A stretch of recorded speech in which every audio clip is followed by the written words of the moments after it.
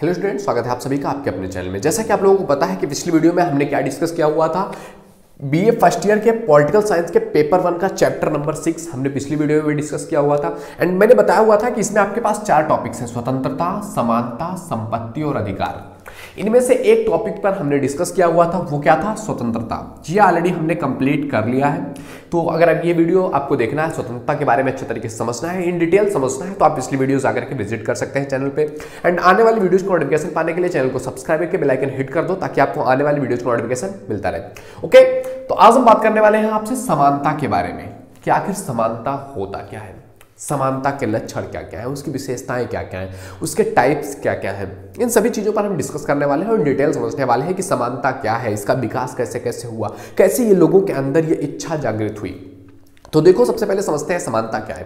तो जिस तरह से स्वतंत्रता एक व्यक्ति की मूलभूत आवश्यकता है, उसी तरह से समानता भी स्वतंत्रता की तरह ही एक व्यक्ति के लिए बहुत ज़्यादा इंपॉर्टेंट है। वो उसकी एक मूलभूत अवस्था है।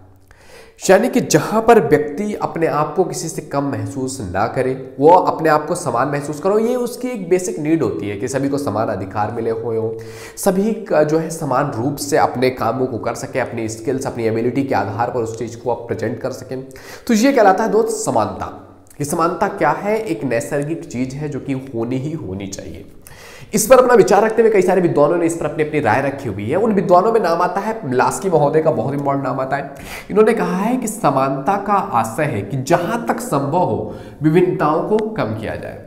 यानी कि इन्होंने कहा कि समानता का अर्थ यह है कि जहां तक संभव हो सके डिफरेंसेज कम कर दिए जाए। कि एक व्यक्ति है, दूसरा व्यक्ति है, उसके उन दोनों के बीच में जहां तक संभव हो सके डिफरेंस कम कर दिया जाए, तो वही समानता हो जाएगी। इसी पर अपना विचार रखते हुए प्रोफेसर डी राफेल कहते हैं कि समानता का तात्पर्य यह है कि सब लोगों की मूलभूत मानवीय आवश्यकताओं को संतुष्टि अवश्य हो। इसके अंतर्गत मानवीय क्षमताओं के विकास व उसके उपयोग के अवसर भी आ जाते हैं। कहने का अर्थ क्या है प्रोफेसर डी राफेल का? वो कह रहे हैं कि समानता से मतलब यह है कि सब लोगों की जो मूलभूत बेसिक नीड्स हैं वो सभी की पूरी होनी चाहिए, सभी को संतुष्टि होना चाहिए। यानी कि मूलभूत आवश्यकता, रोटी, कपड़ा, मकान, ये सभी का पूरा होना चाहिए। और इसके अंतर्गत उनकी क्षमताओं का विकास, कि मनुष्य की क्षमताएं जो है उसका समान रूप से सभी का विकास हो सके और उन क्षमताओं का, उन स्किल्स का यूज करने का, उपयोग करने का अवसर भी मिल सके। यही कहलाएगा आपका समानता। कि समानता क्या है? कि हर किसी को अपनी एबिलिटी के अकॉर्डिंग काम करने का मौका मिल सके, अपनी एबिलिटीज को दिखाने का, अपनी एबिलिटीज को शो करने का, उपयोग करने का मौका मिल सके। और बेसिक नीड्स तो सबकी पूरी ही होनी चाहिए। कई सारे विद्वानों ने इस चीज पर अपनी राय रखी हुई है कि जब तक एक समाज में सभी व्यक्तियों की बेसिक नीड पूरी नहीं हो जाती है, तब तक किसी भी पर्सन को ऐश्वर्य या फिर एक्स्ट्रा ज़्यादा खर्ची अपने ऊपर करने का, या अपने आप को बहुत ज़्यादा जो है उनके पास पैसे होने की वजह से एक्सप्लोर करने का हक नहीं है, जब तक सभी व्यक्तियों का बेसिक नीड ना पूरा हो जाए। ओके, तो इस तरह से मानवीय जो आवश्यकताएं हैं उन सभी को पूरा करते हुए समानता के बारे में बताया गया कि समानता यह है कि सभी की कम से कम बेसिक नीड्स पूरी होनी चाहिए। अब आओ बात करते हैं कि समानता का ऐतिहासिक विकास क्रम कैसे हुआ, समानता पर क्या चीजें थी, कैसे कैसे इसका विकास हुआ और आज समानता का जो रूप हम देख रहे हैं वो समानता का रूप कैसे कैसे आया। तो सबसे पहले बात करते हैं, पहला क्रम जो था उसमें क्या था कि समानता का जो सिद्धांत था ना, इसको कहा गया, कई सारे विद्वानों ने कहा था, इस पर अपनी राय रखी हुई थी कि ये केवल मिथ्या ही नहीं बल्कि खतरनाक भी है। इसमें प्राचीन विद्वान में नाम आता है आपके अरस्तु महोदय का भी नाम आता है, इसमें नाम आता है आपके जो है डाल्टन महोदय का भी नाम आता है। तो समानता का सिद्धांत इन्होंने कहा कि ये केवल झूठा नहीं है बल्कि खतरनाक है, क्योंकि सभी व्यक्ति समान नहीं हो सकते, सभी की स्किल्स अलग अलग हैं और उस स्किल्स के आधार पर जिस व्यक्ति के अंदर राज्य करने की स्किल्स है, जिस व्यक्ति के अंदर जो है एक राज्य को अच्छे तरीके से डेवलप करने की क्षमता है, उसी को राजा बनाना चाहिए। और दार्शनिक राजा होना चाहिए जो अपने समाज के बारे में सोच सके, समझ सके और उसको एक बेहतर समाज बना सके। ये नहीं कि आप हर कोई राजा बन सकता है। उन्होंने कहा कि ये केवल कॉन्फ्लिक्ट क्रिएट करेगा सभी के अंदर, कि सभी के समान है, सभी के पास वही पावर्स है, तो सभी राजा बनेंगे। ऐसा हो सकता है क्या? नहीं। तो इस तरह से इन्होंने कहा कि समानता का सिद्धांत ना केवल मिथ्या है बल्कि क्या है, ये डेंजरियस भी है। एंड इसके बाद अगर हम बात करें मध्य युग की, कि मध्य युग में समता का आदर्श क्या था, तो मध्य युग में बात किया जाए तो मध्य युग में जो भी अधिकार थे, जो भी पावर्स थे, वो कुछ लिमिटेड लोगों के पास ही सीमित थे। आम जनता तक वो चीजें पहुंच ही नहीं रही थी, या आम जनता तक वो चीजें नहीं थी। कुछ राजा से रिलेटेड जो मंत्री थे वहीं तक चीजें सीमित थी। तो वहां पर समानता की बात करना या लोगों में बराबरी की बात करना ये बेवकूफी बेवकूफ़ी है, वहां पर बराबरी का कोई ऑप्शन ही नहीं था। इसके बाद बात करते हैं पुनर्जागरण काल में, जहां पर लोगों के अंदर थोड़ी सी जागृति स्टार्ट हुई, अपने हक के बारे में, अपने अधिकारों के बारे में लोगों ने लड़ना स्टार्ट किया, जानना स्टार्ट किया, और वहां से समानता का बीज अंकुरित होता है कि हाँ, समानता भी कुछ चीज है जो लोगों की लाइफ में आना चाहिए। एंड इसके बाद आगे बात करते हैं अमेरिका की स्वतंत्रता और उसकी राज्य क्रांति में समानता का बहुत महत्वपूर्ण भूमिका था, क्योंकि अमेरिका में ज्यादातर जो बसने वाले लोग थे वो इंग्लैंड या यूरोपियन कंट्रीज से, वहां पर जो प्रॉब्लम्स क्रिएट हो रही थी धर्म केवल नाम पर या कुछ भी चीजों पर, तो वहां से लोग भाग करके यहां पर बसे हुए थे। अब सभी को यहां पर अमेरिका में बसने वाले लोग और जो पहले से अमेरिका में थे उनके बीच इस चीज को लेकर के कॉन्फ्लिक्ट होता रहता था कि हाँ समान है या नहीं है। तो अपनी समानता, अपने अधिकारों को लेकर के यहां पर आवाज उठाई गई, राज्य क्रांति हुआ और सभी को वहां से फिर रूल्स आते हैं, रेगुलेशंस आते हैं, और वहां पर समानता को एक महत्वपूर्ण स्थान दिया जाता है कि सभी व्यक्ति जो है वो क्या है, समान है बेसिक रूप से कानून की नजरों में। और यही से शुरू होती है आधुनिक युग में समानता का आदर्श। अभी जो टाइम पीरियड चल रहा है यहां पर आप देखोगे कानूनी रूप से सभी लोग क्या है, समान है, सभी को जो गवर्नमेंट की तरफ से अधिकार दिया गया है, समान अधिकार दिया गया है, समान पावर्स दिए गए हैं, समान उनकी रिस्पॉन्सिबिलिटीज दी गई हैं।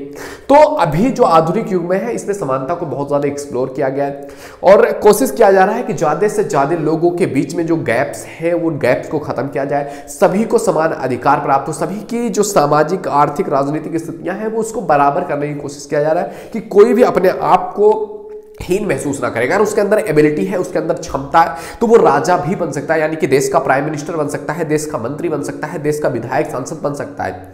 वो उसके अंदर अगर एबिलिटी है वो तो डिस्ट्रिक्ट मजिस्ट्रेट बन सकता है, डीएम बन सकता है, मतलब जो भी उसके अंदर अगर एबिलिटीज है, जिस भी फील्ड में जाना चाहता है, बिजनेस करना चाहता है, तो हर तरह से गवर्नमेंट ने किसी व्यक्ति पर इस तरह से रोक नहीं लगाया हुआ है, यानी कि सभी को समान अधिकार दिया गया है। आपके अंदर कितनी पावर से कितनी एबिलिटी है उसके अकॉर्डिंग आप काम कर पाओगे। तो इस तरह से आधुनिक युग में समानता का यह आदर्श है। तो इस तरह से चलते हुए आधुनिक युग तक अभी समानता पर बहुत ज्यादा जोर दिया जा रहा है, बहुत ज्यादा बल दिया जा रहा है। अगर आप बात करोगे इंडिया की, तो इंडिया तो अभी डेमोक्रेटिक है, कम्युनिस्ट कंट्रीज की बात कर लीजिए, आप चाइना की बात कर लीजिए, यूरो जो है बात कर लीजिए वो साउथ कोरिया, नॉर्थ कोरिया की, तो वहां सब कम्युनिस्ट चीजों पर आ गए हैं लोग। तो आधुनिक युग में समानता का आदर्श हो गया है।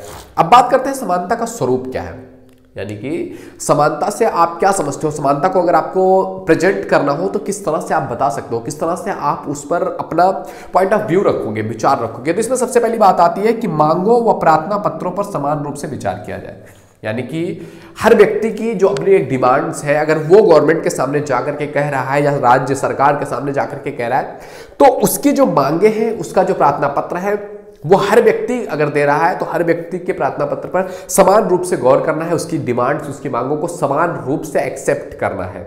यानी कि अगर वही चीज कोई दूसरा व्यक्ति कह रहा है, वही चीज कोई और व्यक्ति कह रहा है, तो उन दोनों की मांगों में कोई है अलग अलग नहीं करना है, डाइवर्सिफाई नहीं करना है कि इसकी मांगे पूरी करेंगे, इसकी नहीं पूरी करेंगे। अगर दोनों की समान मांगे तो दोनों को पूरा करना ही होगा।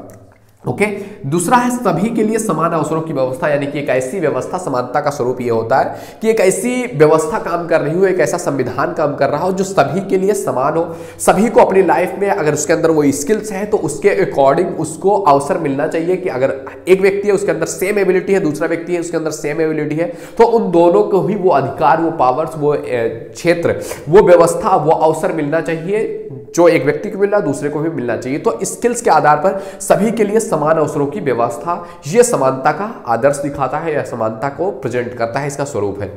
तीसरा है आपका भेदभाव का उचित आधार होना चाहिए, यानी कि अगर कुछ अलग लग रहा है तो उसका एक उचित आधार होना चाहिए कि भेदभाव ये क्यों किया जा रहा है। जैसे कि तमाम सारे भेदभाव अगर आपको देखना है, देखो कई सारे लोग जो है रिजर्वेशन पर बात करते हैं कि ये रिजर्वेशन इनको क्यों मिल रहा है, तो उसके लिए भी एक जेन्युइन रीजन है कि रिजर्वेशन किनको मिल रहा है। उस कम्युनिटी को मिल रहा है जिसको सदियों सदियों तक दबाया गया है, जिसको सदियों से उभरने नहीं दिया गया। आप दलित की बात करोगे, आप अल्पसंख्यक जनजातियों की बात करोगे, आप जनजातीय लोगों की बात करोगे, उनका लोग कहते हैं उनको रिजर्वेशन नहीं मिलना चाहिए। क्यों नहीं मिलना चाहिए? क्योंकि हम भी उतना एफर्ट लगा रहे हैं, जो एक सामान्य घर का जो व्यक्ति है वो भी उतना ही एफर्ट लगा रहा है। एंड जो एक वन में रहने वाला व्यक्ति है या एक दलित क्षेत्र से मतलब दलित घराने से रिलेटेड है, उसको भी उतने नंबर पे वही मार्क्स मिलना चाहिए। तो ऐसा नहीं हो सकता ना, क्यों? इसके पीछे भी एक जेन्युइन रीजन है। कह रहा है एक भेदभाव हो तो उसका एक उचित आधार होना चाहिए। तो भेदभाव हो रहा है, रिजर्वेशन दिया जा रहा है उनको कम नंबर्स पर भी। आप अगर कोई SC ST से रिलेट करता है तो वो अगर 65 मार्क्स ला रहा है एंड आप 90 मार्क्स ला रहे हैं, दोनों को इक्वल बिहेव किया जा रहा है। तो ऐसा क्यों है? क्योंकि आप अगर सामान्य वर्ग से हैं या आपके फादर, उनके फादर, इस तरह से एक सिलसिला चलता आ रहा है जहां पर एजुकेशन का महत्व था, जहां पर लोगों का माइंडसेट खुला हुआ था, जहां पर लोगों ने एक्सपीरियंस किया था, एक्सप्लोर किया था अपने आप को। तो वो चीजें जीन्स वाइज आपके अंदर आती रहती हैं।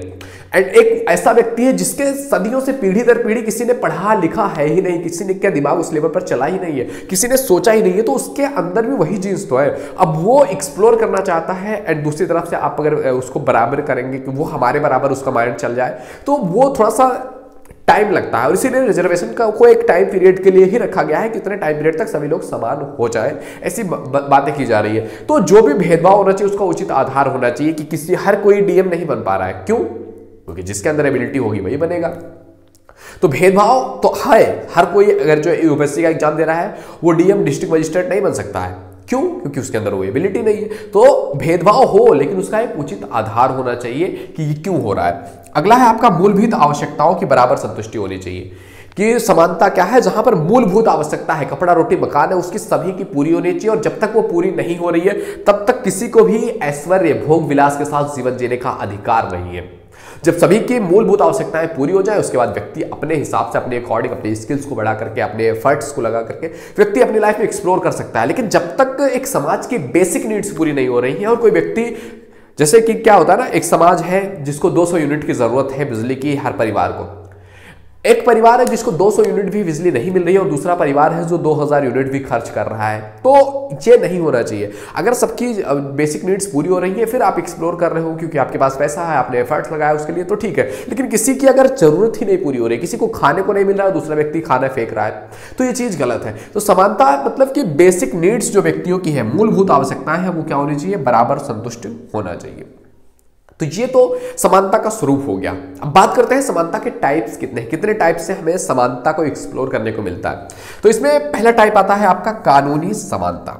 कानूनी समानता क्या होती है? कि कानून के नजरों में आप समान हैं, कि कानून अगर एक तरह से कोई काम किया जा रहा है, एक गलत काम कोई दूसरा व्यक्ति कर रहा है, आप कर रहे हो, तो दोनों के लिए समान रूप से बिहेव किया जाएगा, समान रूप से आपके लिए दंड, समान रूप से आपके लिए अधिकार रखे गए हैं। तो कानूनी समानता का मतलब है कि कानून की नजरों में सभी लोग समान हैं। अगर कोई न्यायालय में जा रहा है, आप न्यायालय में जा रहे हो, तो न्यायालय के समक्ष दो लोग भी समान है, चाहे आप किसी भी पद पर हो, कहीं पर भी आप हो, आपने कितना भी कमाया हो, आपके पास बहुत सारे पैसा हो, किसी के पास कम पैसा हो, लेकिन न्यायालय की नजरों में, न्यायाधीश की नजरों में आप दोनों क्या है? इक्वल है। तो कानूनी समानता का यह अर्थ हुआ। दूसरा है आपका राजनीतिक समानता। राजनीतिक समानता का अर्थ क्या है? कि राजनीतिक क्षेत्र में आपको समानता दिया जाए, यानी कि मत देने का अधिकार हर व्यक्ति को है। जो है एज जिसकी हो रही है 18+ की, वो हर कोई व्यक्ति जो है जाकर के अपना मत दे सकता है और हर किसी को एक ही मत देने का अधिकार है। हर कोई व्यक्ति अपने अगर चाहे तो वो राजनीति में आ सकता है, अपनी एक पार्टी क्रिएट कर सकता है, या वो उम्मीदवार बनना चाहे, अगर भारत का नागरिक है तो उम्मीदवार बन सकता है। तो इस तरह से जो राजनीति के क्षेत्र में जितनी भी चीजें आती, चाहे अपनी पार्टी में हो, अपनी बातें रखनी हो, लोगों को इन्फ्लुएंस करना हो, तो ये सारा अधिकार हर एक व्यक्ति को समान रूप से दिया जाता है। तो यह है आपकी राजनीतिक समानता। एंड नेक्स्ट है आपका सामाजिक समानता। सामाजिक समानता का अर्थ क्या होता है? कि समाज में आपके रंग रूप, आपकी भाषा, आपका वेशभूषा, आपके धर्म, आपके लिंग के आधार पर आपके साथ भेदभाव नहीं किया जाएगा, सभी को समान रूप से अधिकार प्राप्त होंगे। सामाजिक समानता में आता है कि अगर स्त्री है, पुरुष है, तो वो दोनों अगर कोई काम कर रहे हैं तो दोनों को समान रूप से वेतन मिलना चाहिए, सभी को समान अधिकार मिलना चाहिए, चाहे वो किसी भी रिलीजन का हो, धर्म का हो। वो अगर कोर्ट में जा रहा है तो सभी को समान रूप से चीजें मिलनी चाहिए। तो सामाजिक समानता का अर्थ है कि सभी को लिंग, धर्म, जाति पाति, इन सभी चीजों को छोड़ करके सभी को समान अधिकार मिलना चाहिए इन सभी फील्ड्स में। अगला है आपका आता है आर्थिक समानता। आर्थिक समानता का अर्थ है कि हर व्यक्ति को उसके स्किल्स के अकॉर्डिंग काम मिलना चाहिए, उसको अपने स्किल्स के अनुसार व्यवस्था जो है व्यवसाय करने का अधिकार है कि वो जो चाहे वो व्यवसाय कर सकता है। वो अगर कहीं पर काम करना चाह रहा है तो उसके लिए भी एक उसका जो अधिकार होता है कि उसको आराम करने का अधिकार है, उसको जो है छुट्टी लेने का अधिकार है। तो ये सारे जो अधिकार हैं इन सभी को डिफाइन करना, ये अधिकार के अंतर्गत आता है आपकी आर्थिक स्वतंत्रता के अंतर्गत आर्थिक समानता। क्या आर्थिक समानता क्या है कि हर व्यक्ति की बेसिक नीड्स पूरी होनी चाहिए, उसकी जो बॉडी की नीड्स है, उसके जो है पैसे की नीड्स है, उसको कहीं पर अगर लीव की जरूरत है तो वो सारी नीड्स पूरी होनी चाहिए और सभी लोगों को समान अधिकार इस चीज में मिलना चाहिए। तो ये कहलाता है आपका आर्थिक समानता। क्योंकि कहा गया है ना, कई सारे विद्वानों ने इस पर अपनी विचार रखा है कि आर्थिक स्वतंत्रता के बिना, आर्थिक समानता के बिना सामाजिक समानता हो ही नहीं सकती है। कि व्यक्ति समाज में समान हो सके ये तब तक संभव नहीं है जब तक आर्थिक समानता ना आ जाए। क्योंकि देखो, जो लोगों के बीच में आपस में रिलेशन रहते हैं या आपस में रिश्ते रहते हैं, वो भी एक चीज डिफाइन करते हैं हमेशा, उनकी आर्थिक स्थितियां। एक व्यक्ति की आर्थिक स्थिति अगर बढ़ रही है तो उसका जो रिलेशन होगा ना, वो भी उसी लेवल के लोगों के साथ होगा, उसी लेवल की आर्थिक स्थिति रखने वाले लोगों के साथ ही बनता चला जाता है। तो आर्थिक स्थिति सामाजिक समानता को, आर्थिक समानता सामाजिक समानता को बल देता है। इसीलिए अभी बड़े बड़े कंट्रीज में, वेस्टर्न कंट्रीज में ज्यादातर बल दिया जा रहा है किस चीज को लेकर के, कि आर्थिक समानता हो सके सभी लोगों में, और इस पर पूरा काम किया जा रहा है। तो इस तरह से ये सारी चीजें हैं जो हमने समानता के बारे में डिस्कस किया, और इस तरह से इस चैप्टर में हमने समानता को एंड किया है। अब इसके बाद हम बात करेंगे संपत्ति और अधिकार के बारे में अगले वीडियोस में। तो आई होप ये वीडियो तुम्हें पसंद आया होगा। वीडियो पसंद आए तो लाइक जरूर कीजिए। पहली बार चैनल पे आए please visit the channel. If you think it is valuable तो आप सब्सक्राइब भी कर सकते हैं। ओके, मिलते हैं आपसे अगले वीडियो में। आने वाली वीडियोस को नोटिफिकेशन पाने के लिए चैनल को सब्सक्राइब करके हिट कर देना बेल आइकन, ताकि आपको मिलती रहे वीडियोस। ओके, मिलते हैं अगले वीडियो में। Thank you, bye bye.